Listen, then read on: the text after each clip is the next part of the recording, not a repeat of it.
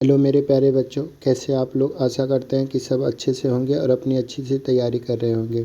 देखिए, हम इससे पहले एक वीडियो बनाए थे कि हिंदी कक्षा 10 में कौन से चैप्टर पढ़ने हैं, किस तरह से पढ़ने हैं और पेपर में कौन से प्रश्न इम्पॉर्टेंट हैं।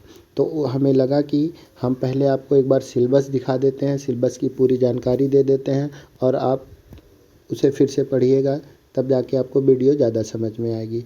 तो देखिए, यहाँ हमारा जो कक्षा 10 का हिंदी का पेपर है, ये वर्ष 2023 के लिए जो है बहुत ही महत्वपूर्ण है और यही सिलेबस है। बस आप इन्हीं सिलेबसों के अनुसार अपनी तैयारी करिएगा और जो भी डाउट्स होगा कमेंट करके बताइएगा, हम उन्हें बताएंगे। अब देखिए, हमारा प्रश्न पत्र 2 खंडों में बटा होगा, खंड आ और खंड बा में। खंड आ में जो है बहुविकल्पीय टाइप के प्रश्न आएंगे। तो आपको जो है क्वेश्चन नंबर दिया रहेगा और उनके सामने 4 ऐसे गोले दिए रहेंगे और उन चारों गोलों में से जो ऑप्शन आपको सही लगेगा, चलिए मान लीजिए हो सकता है ए बी सी डी करके ऑप्शन दिया है और कोई क्वेश्चन है उसका बी ऑप्शन सही है, तो आपको पूरा गोला भरना होगा, पूरी तरह गोला करना होगा, उसमें छूटे ना, नहीं तो वो क्वेश्चन गलत माना जाएगा। गोला कैसे भरना है और ऑप्शन कैसे देना है, इसके लिए हम अलग से वीडियो बनाएंगे। सबसे पहले आज हम अपने सिलेबस पर फोकस करते हैं कि किस तरह के प्रश्न आएंगे और कैसे करना है। तो अभी हम बताएं कि आपको 20 नंबर का बहुविकल्पीय टाइप का खंड आ में आएगा। ठीक, उसमें आपको कौन कौन से चैप्टर से क्वेश्चन रहेंगे वो हम आपको अब बताते हैं। जैसे हिंदी गद्य के विकास का संक्षिप्त परिचय आपको पूछेगा या इतिहास पूछेगा, तो उसमें शुक्ल युग और शुक्लोत्तर युग के बारे में आपसे पूछेगा। ठीक ना, इसमें देगा कि आपको लेखकों के नाम बताने होंगे, ठीक ना, और उनकी रचनाएं बतानी होंगी। ठीक, ये ऐसे करके क्वेश्चन आते हैं, ठीक ना, आप उन्हें अच्छे से देख लीजिएगा, लेखकों के नाम और रचनाएं। अब अगला क्वेश्चन ऐसे ही पद्य में बनेगा, पद्य के विकास का संक्षिप्त वर्णन। तो इसमें जो है ना, रीतिकाल और आधुनिक काल में वैसे आप ज़्यादातर छायावादी युग के बारे में पढ़ लीजिएगा, कैसे वहाँ से क्वेश्चन ज़्यादा आते हैं। ठीक, अब आते हैं हम अगले क्वेश्चन पर कि काव्य सौंदर्य के बारे में दिया है। तो काव्य सौंदर्य के तत्व कौन से होते हैं? रस होता है हमारा, अलंकार होता है और छंद होता है। तो ये सारे के सारे ऑप्शन वाले क्वेश्चन रहेंगे। आपको गोला भरना होगा, गोला सही भरिएगा, हम बार बार बता रहे हैं। वो कौन सी पेन यूज करना है, कैसे भरना है, इसके लिए अलग से वीडियो बनाएंगे। ठीक है, आज देखते हैं बस कि कौन कौन से रस रहेंगे। तो आपको हास्य रस दिया रहेगा और करुण रस।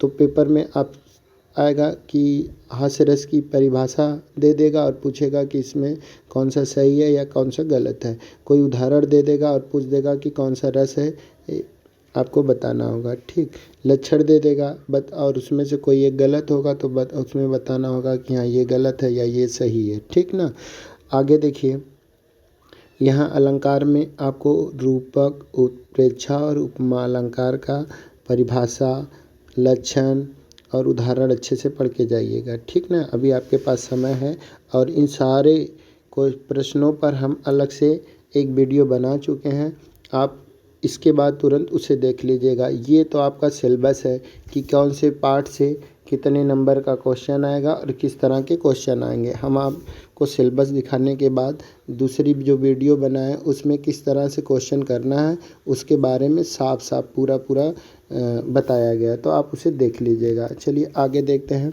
हिंदी व्याकरण में शब्द रचना के बारे में आएगा, उपसर्ग आएगा, आपको प्रत्यय आएगा, समास आएगा और तद्भव, तत्सम और पर्यायवाची से क्वेश्चन आएंगे। ठीक ना, आगे देखिए इसमें क्या क्या है। तो उपसर्ग का मतलब होता है कि किसी शब्द के आगे अगर कोई शब्द जुड़ जाए तो वो उसका जो है उपसर्ग कहलाता है। जैसे यहाँ सु शब्द दिया है, अगर हम व्यवस्थित में सु जोड़ दें तो ये हो जाएगा सुव्यवस्थित।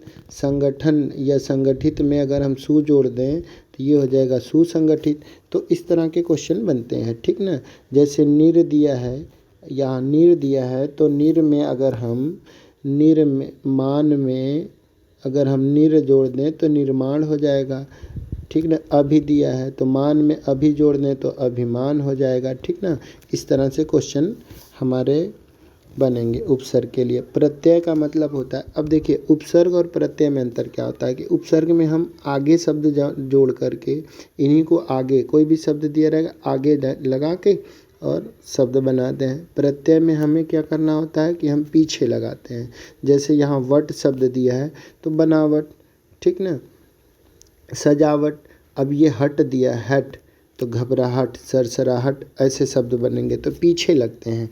जैसे आई शब्द दिया है तो हो गया पढ़ाई, लिखाई, तो लिख में आई जोड़ेंगे लिखाई, मिट, ठीक ना। आगे समास दिया है, समास में दो ही समास आएंगे, द्वंद्व समास और द्विगु समास, ठीक। अब द्वंद्व का मतलब होता है कि जिसके दोनों पद, अब यहाँ द और दा है ना, तो दा दोनों है यहाँ द्वंद्व में, ठीक ना। तो दा का मतलब हो गया दोनों पद प्रधान हो, जिसके दोनों पद प्रधान हो उसे द्वंद्व समास कहते हैं, ठीक। जैसे हो जाएगा माता पिता, भाई बहन, अपना छोटा बड़ा हो जाएगा, पाप पुण्य हो जाएगा, ठीक है, धर्म अधर्म हो जाएगा। ये सारे उदाहरण हैं द्वंद्व समास के। ऐसे ही द्विगु समास में, द्विगु समास का जो पहला पद होता है वो संख्यावाची होता है। क्या होता है? संख्या, कोई भी संख्या दे देगा। जैसे हो गया तिराहा, तिराहा का मतलब होता है तीन राहों का समूह। ऐसे हो जाएगा चौराहा, चौराहा दे देगा। तो पहले जो पद होगा यानी पहला जो अक्षर होगा, शब्द होगा, वो संख्या से शुरू होगा, ठीक ना। तो आप ऐसे पहचान लेंगे। तद्भव, तत्सम, अगर तद्भव दिया होगा तो तत्सम पूछेगा, तत्सम दिया होगा तो तद्भव पूछेगा। कोई दो देते हैं, वैसे उदाहरण में तो 3-4 देते हैं, आपको करना एक ही या दो होते हैं, ठीक ना। पर्यायवाची दे देगा, नदी की, अश्व की, पृथ्वी की, आकाश की, तो ऐसे आप पर्यायवाची देख के चले जाइएगा। उन्हें अच्छे से बार बार प्रैक्टिस करिएगा। अभी आपके पास समय है, अगर अभी से आप डेली कम, केवल हिंदी को अगर 1 घंटा पढ़ते हैं तो अभी से आपकी अच्छी तैयारी हो जाएगी और 90+ नंबर तो आने की पूरी गारंटी है। आप बस खाली लगातार पढ़ाई करते रहिएगा, ठीक ना।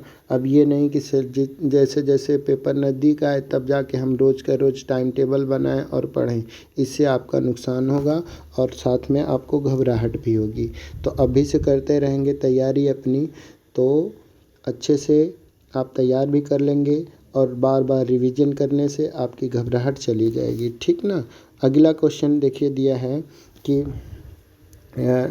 संस्कृत के व्याकरण से आएगा संधि। संधि में कौन सी आएगी? यड़ संधि। यड़ संधि का मतलब होता है कि य, व और र से पहले कोई कटे शब्द आ जाते हैं तो उन्हें यड़ संधि कहते हैं। जैसे प्रत्येक हो जाएगा, यड़ संधि का उदाहरण है, ठीक। अब शब्द रूप दिया है, शब्द रूप में कौन कौन से आएंगे? तो फल का, मति का, मधु का और नदी का, इनमें से किसी दो का दे देगा और पूछेगा कि जैसे फल दे दिया तो फल का पूछेगा कि भैया बताइए चतुर्थी विभक्ति के सारे वचनों को, या कोई शब्द दे देगा और पूछ देगा कि बताइए इसमें कौन सा विभक्ति है या कौन सा वचन है। तो आप उसे अच्छे से देख के जाइएगा, ठीक ना। अगला दिया है हमारा धातु रूप। धातु रूप में पठ का, हस का। अब धातु कितने प्रकार के होते हैं? तो 5। धातु का मतलब होता है हिंदी में क्रिया, अंग्रेजी में वर्ब और संस्कृत में धातु रूप, ठीक ना। तो देखिए हमारी धातुएं कितनी प्रकार की होती हैं? 5 प्रकार की। कौन कौन सी? लट होती है, लिट होती है, लोट होती है, बिदलिंग होती है, लंगलकार होती है। तो इनको आप अच्छे से देख के जाइएगा, ठीक ना। ये अच्छे से देख लीजिएगा, पठ धातु का और हस धातु का। बहुत ही सिंपल है, 1-2 बार अगर प्रयास करिएगा, आता है तो ठीक है, नहीं आता तो आप हमें कमेंट करिएगा, हम आपको कैसे याद करना है एकदम अच्छे से बता देंगे, ठीक। अभी आपको घबराने की ज़रूरत नहीं है, बस आप फोकस करिए अपने तैयारी पर। अगला क्वेश्चन, अब देखिए ये जितने खंड आ में थे ये सारे के सारे आपके बहुविकल्पी टाइप के क्वेश्चन थे, ठीक ना। इनको आपको भरना था OMR शीट पर, ठीक। आपको ऐसे ऑप्शन में गोला दिए रहेगा और उन गोलों में आपको पूरी तरह भरना है। ये नहीं कि टिक लगा दें या आधा भर दें। इस तरह से भरने से आपका गोला गलत माना जाएगा, यानी क्वेश्चन भी आपका गलत काउंट होगा। ठीक, तो गोले कैसे भरने हैं इसके लिए हम आपको OMR शीट लेके आएंगे और उस पर जो है पूरी वीडियो एक बना देंगे। बस आप कमेंट करिएगा हमें कि हाँ हमें बता दीजिए सर कैसे भरना है। आगे देखिए हम पढ़ते हैं खंड जो है हमारा खंड खा। खंड खा में वर्णात्मक प्रश्न आएंगे। वर्णात्मक का मतलब हो गया कि आपको इन प्रश्नों के उत्तर देने होंगे। ठीक, अब देखिए जैसे हमारा लिखा है कि गद्य हेतु निर्धारित पाठ्य वस्तु से गद्यांश पर आधारित प्रश्न। इसका क्या मतलब है कि आपको कोई जो है ना गद्य दे देगा, 4-5 लाइनों का कोई दे देगा।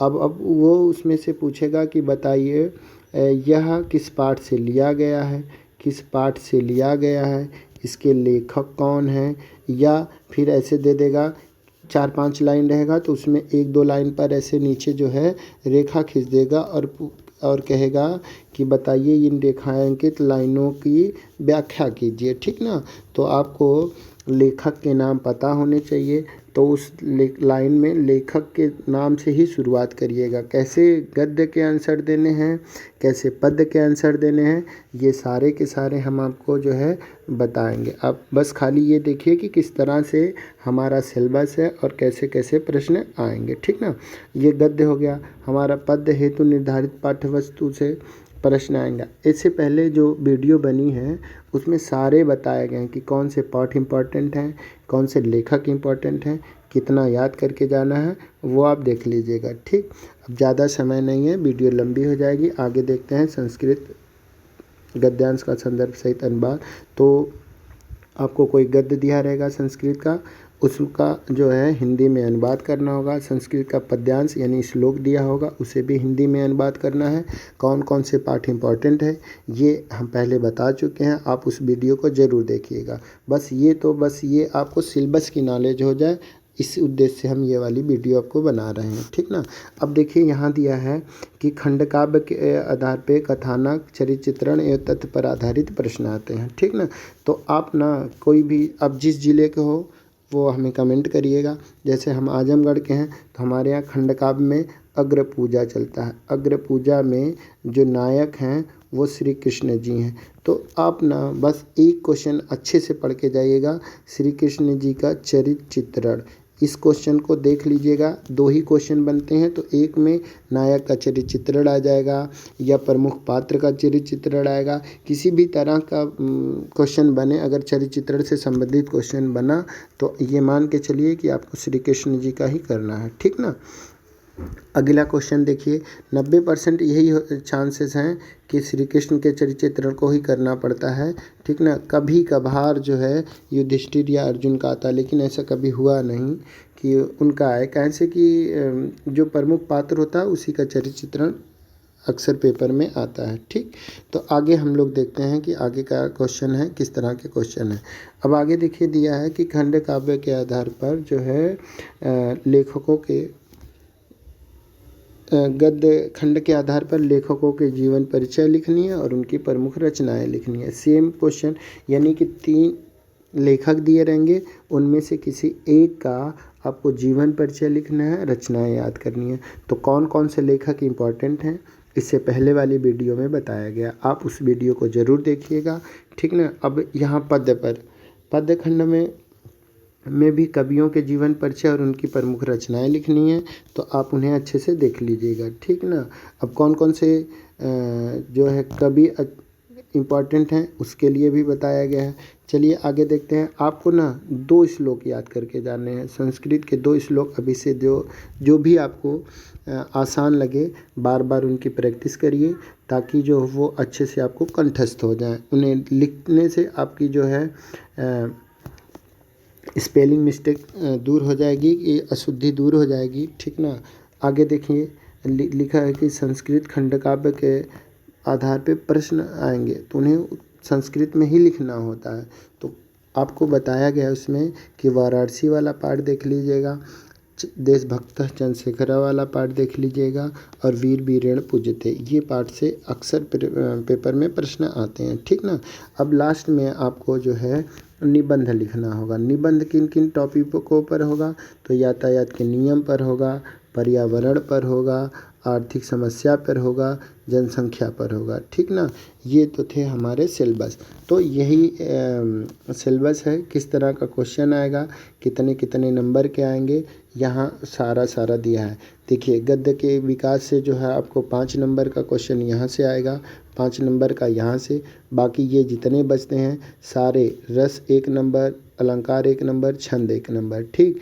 उपसर्ग, प्रत्यय, समास और ये तद्भव तत्सम, ये सब 1 नंबर के होंगे, यानी 5 5 10 ये हो गया, और इधर के मिला के सारे 10। तो टोटल बहुविकल्पी हमारा होता है 20 नंबर का। ये पहली बार ऐसा हुआ है, ठीक ना।